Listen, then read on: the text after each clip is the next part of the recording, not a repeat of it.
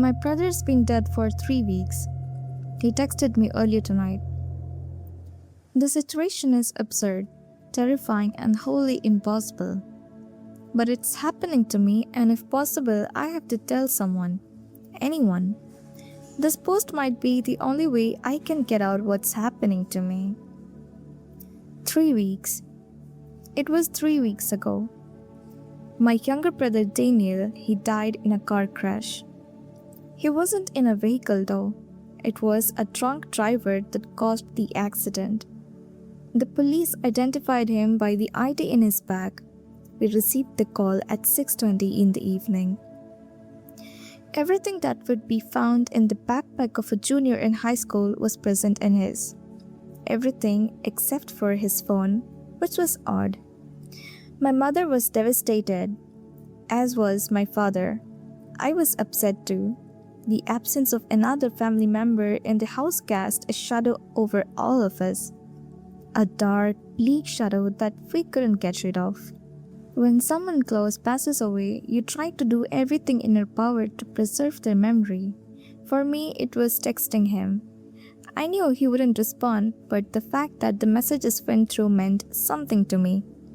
I wouldn't get text back, but it gave me a little bit of joy just to be able to text the number. What little happiness I got out of my ritual quickly turned to fear. Tonight, 3 weeks after Daniel's death, I got a text back. I miss you too. Where are you? It was in response to the last text I'd sent him. I love you, Dan, and I miss you. That reply came at 7:25. I didn't want to tell mom or dad. They wouldn't believe me. That, and they'd probably think it to be some cruel, untimely joke I was playing. Look, Danny is messaging me back. Isn't it awesome? They would hate it. I couldn't tell them. At 7:35, after much deliberation, I texted him back. What? Is this a joke? Who are you? Why do you have Danny's phone? Why are you doing this? He, or whoever was using the phone, replied seconds after. 7:35. It's me. It's your brother, Danny. I woke up a while ago.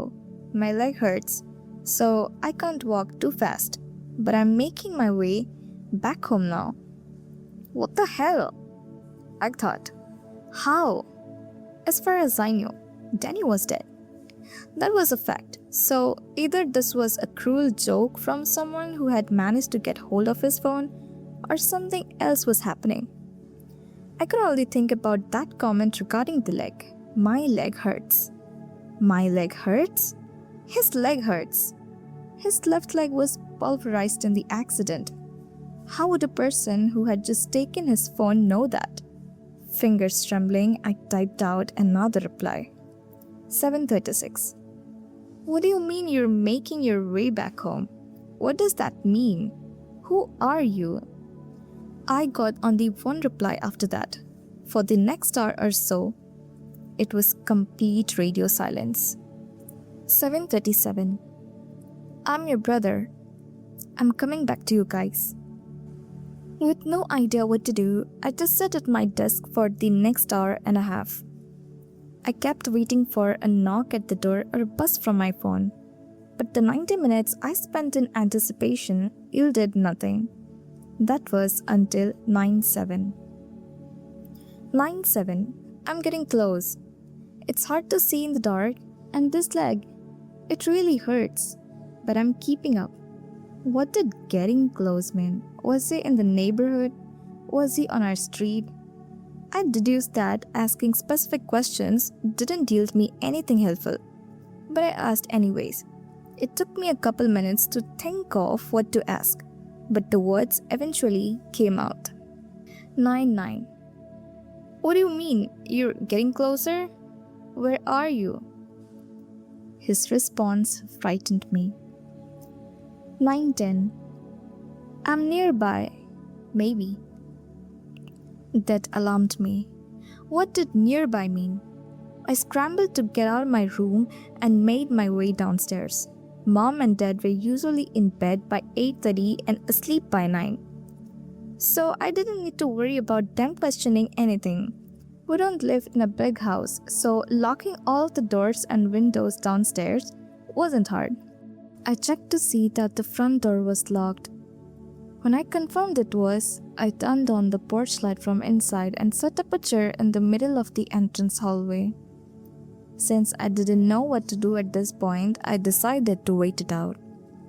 About half an hour later, things had only gotten worse. I'm shaking as I write this because I think he's here. Or maybe he isn't. But I think he's going to be here soon. I received another text at about 9:38. 9:38. I'm close, I think. I can't quite remember which house is mine. I think I'll look for the light. Fear shot through me like lightning. Our house couldn't have been the only one with lights on at this hour. I unceremoniously leapt out of the chair and slammed my hand into the light switch. I breathed a sigh of relief. That relief was quickly short-lived as I received one of two final texts from my brother. 9:39. I saw the lights go out in a house. I think that's mine. I'm going. I looked down at the words on my phone screen for a moment. No way. He couldn't possibly be referring to this house. I knew I was lying to myself. I went into the kitchen and grabbed one of our knives. I hadn't the slightest clue of what I might have to use it on, but it made me feel a bit safer. Just as I sat down, I felt the stomach-churning sensation of my phone vibrating in my pocket. The rapid, fearful beats of my heart made my chest ache. Hesitantly, I turned on the phone and looked at the most recent and final message I was sent. 9:40. I'm here. For the last 10 minutes, the other side of the door has been completely silent. At least it was completely silent. As I type this out, knife in hand, I can hear something just outside. Someone is knocking on the door. It sounds like my brother, and he's only saying one thing. Let me in. I need help with my leg. Update 10:21. I'm going to open the door. I still have the knife. I'll try and update again if I make it out okay. My girlfriend of 1 year broke up with me after my head injury. 7 months later, I found out why. Earlier this year, my ex-girlfriend Alexandra broke up with me for reasons that she still hasn't told me herself. The weeks before the breakup are a blur to me. I sustained a head injury with no memory of how, and I suspect that's the reason I can't recall anything I had supposedly done or said to her. Alex and I had both known each other since secondary school, but only became a couple during our first year of university. We are now on our second year and our accommodations are about 20 minutes apart. 3 days ago, Alex's diary came to me in the mail. Presumably, she's the one who sent it to me, but I have no way of knowing. Upon reading the entries from the dates I have no memory of, I had an unshakable feeling of terror, one that hasn't left me since. Some additional context needed for the story. Bunny Bunny was an infamous Facebook group back in 2022 in which members would post oversaturated pictures of school kids, predominantly male, along with a rating out of 5 carrots. This was often accompanied by an unsettling caption like unique taste or beautiful mouth. The group began to circulate around most schools in my area, and it was all anyone would talk about. The leading theory among students was that local predators were using the group to raid potential victims. But there was never any evidence to support this. The group was promptly banned from Facebook after the parents of each child featured had discovered the posts. After the incident and a few dozen complaints to my school, we were forbidden from talking about it again out of respect for the students involved. Below are extracts from the diary that I've shortened to include only the parts about me during the days leading up to our breakup. Tuesday, 7th January.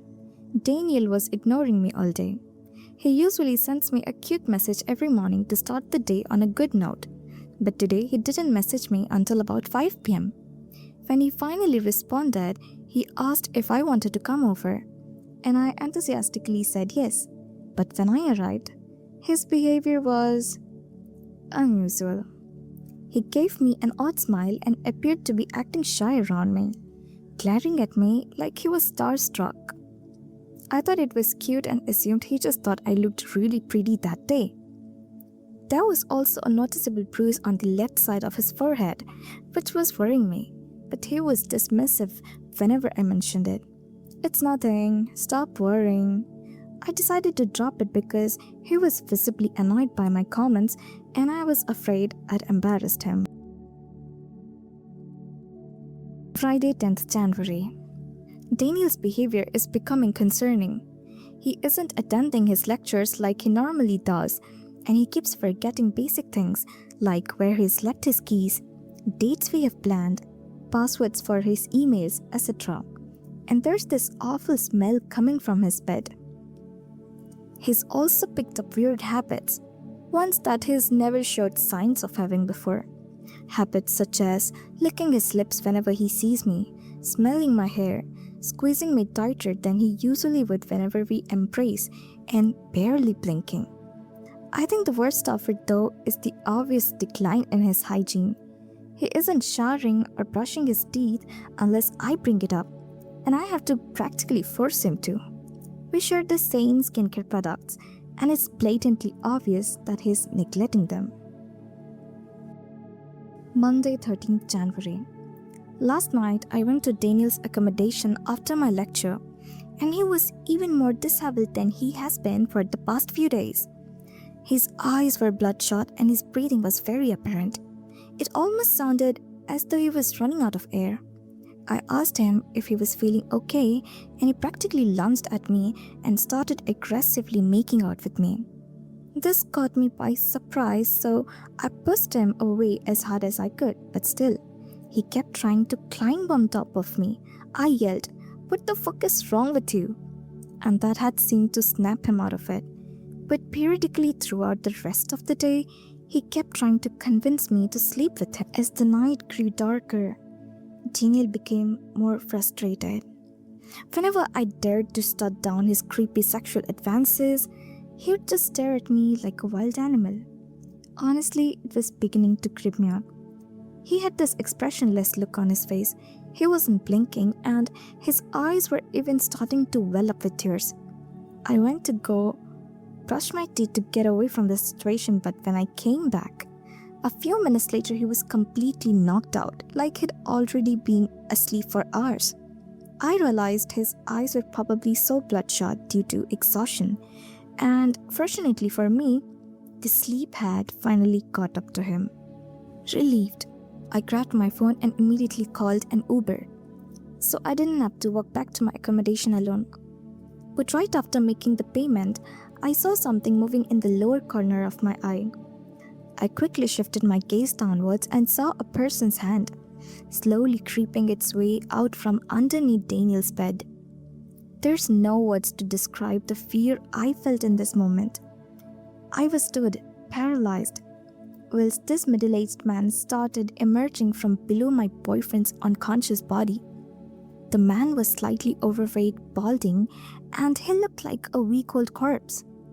After he stood upright, we locked eyes for a moment, and his mouth twisted into the most horrific smile I've ever seen, before uttering the words, "Thank you." At that moment, I snapped out of whatever petrified trance I was in, screamed as loud as I could, and ran straight out of the building without wasting any time to grab any of my possessions. Thursday, 16th January. I've been staying at my parents' house for the past 3 days, just trying to wrap my head around the whole Daniel situation. He's gone back to sending me good morning texts like nothing's happened, and he claims to have no idea who the man under his bed was. What I want to know is why he said thank you. Was he recording us?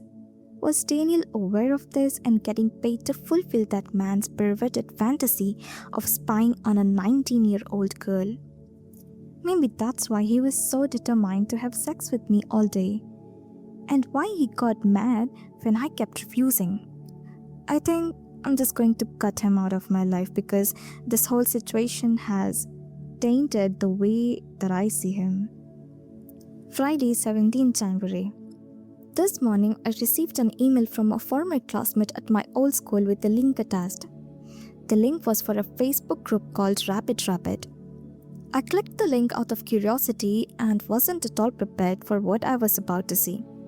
The group was Bunny Bunny in everything but name. Hundreds of posts of children and teens being rated with carrots. These creeps had been active and posting this whole time. At least 2 posts a day for the last year. My anger was short-lived though and quickly turned into horror when I scrolled down and was greeted by a familiar face on a post from Tuesday 14th. The profile picture of the user who posted it was the same twisted smile I saw back in Daniel's room. It was the man under his bed. His username was Elmerford, and to my utter shock, he'd posted an oversaturated selfie of Daniel with 5 carrot emojis across his forehead. The caption read, "Comfortable skin. End of diary extracts." I checked the selfie used in the Rabbit Rabbit post, which is surprisingly still up, and I don't remember taking it.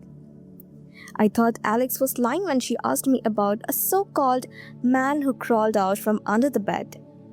I hope somebody here can make sense of all of this. But I think it's best I try not to contact her anymore.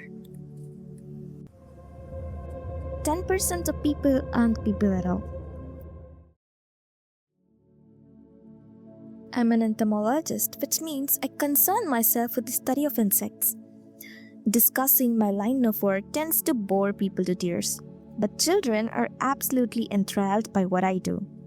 Which is why I started providing educational talks for schools visiting the local Natural History Museum. I loved inspiring youngsters about the most fascinating biological class of the animal kingdom. Fascination and terror are not mutually exclusive, as I learned 6 months ago, and I'm starting to wish my disinterested friends and family were correct.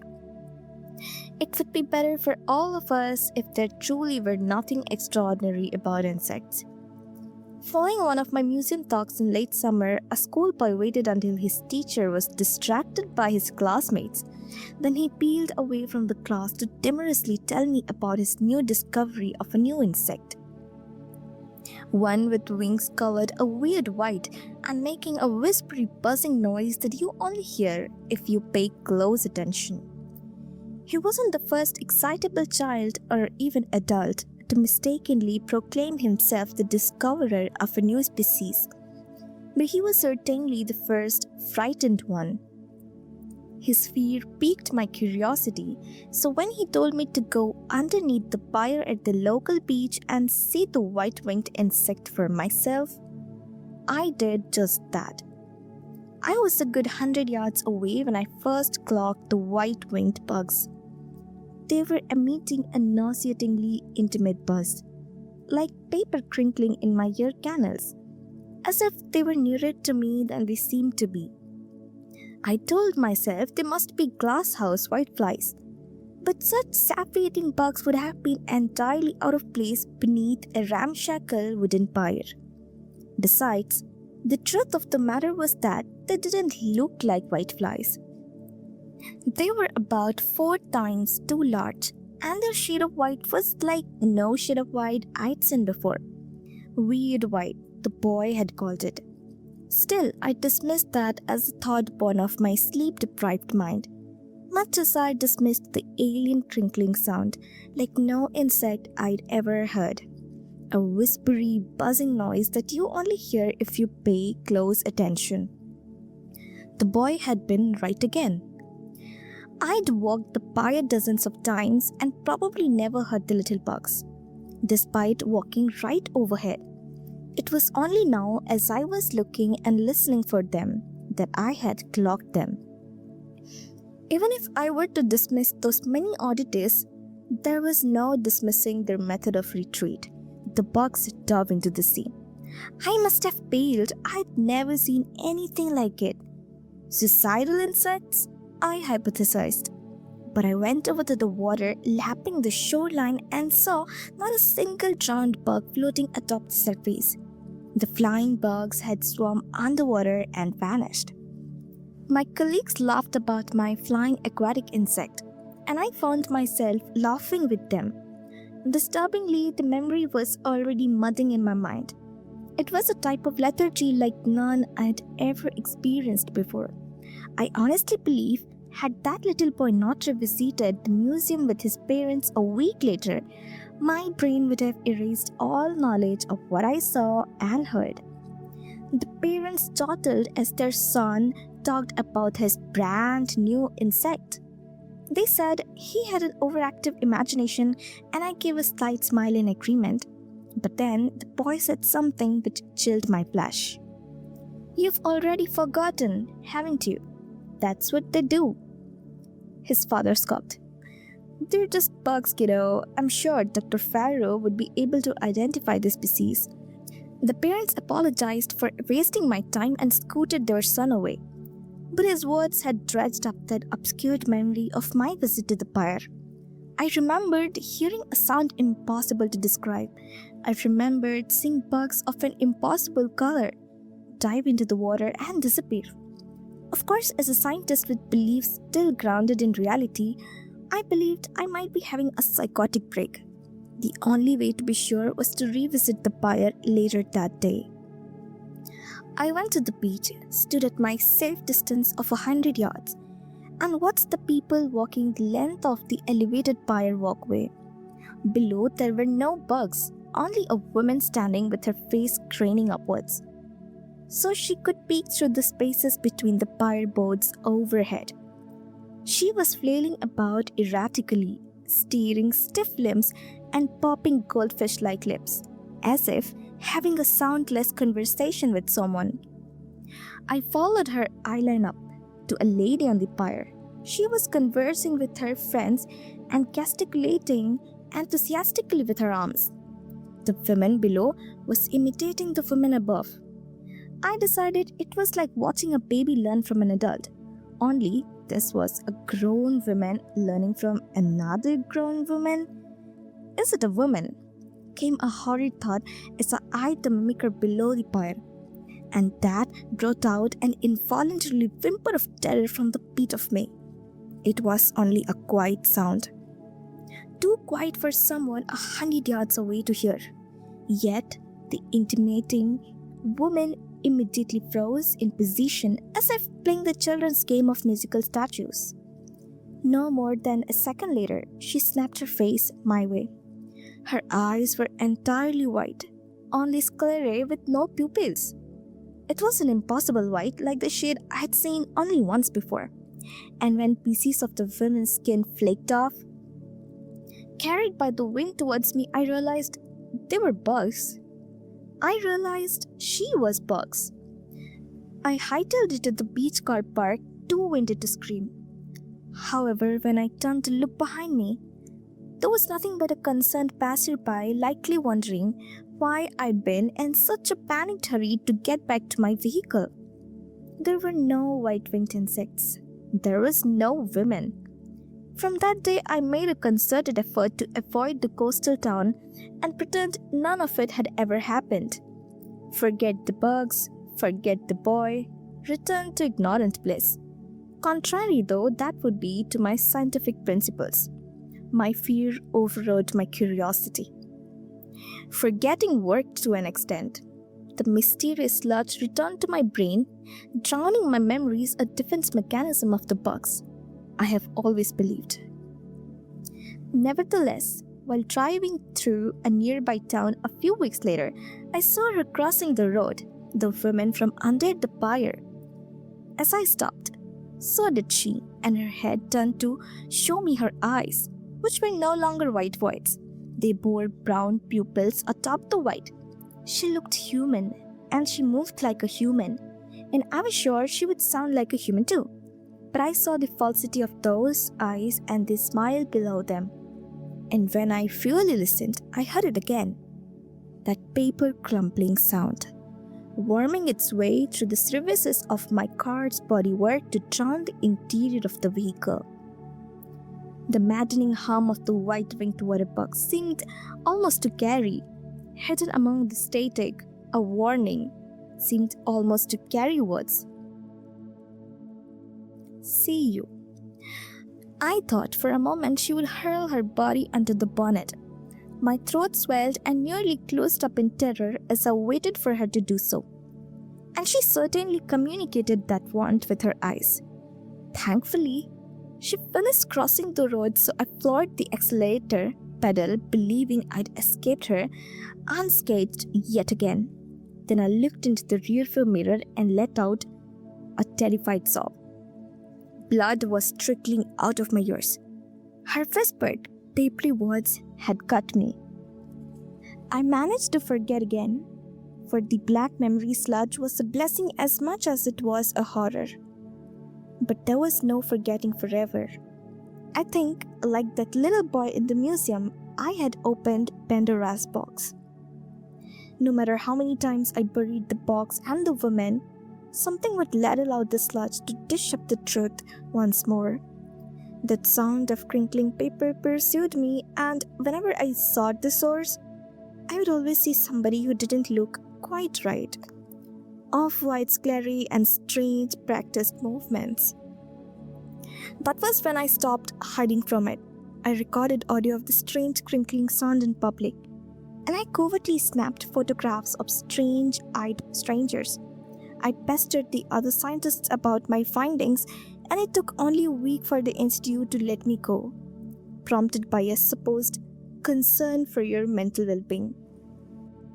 Some of my colleagues promised, apologetically, that they weren't being abstinent or oblivious. They were similarly unnerved by my data on this unclassified species of insect.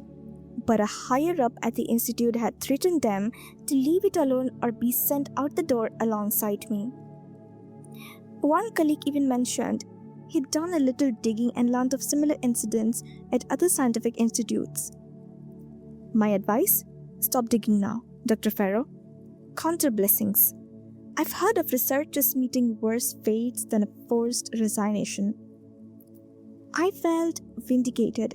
Of course, it wasn't only a little boy who knew about the box. Powerful people are covering this up.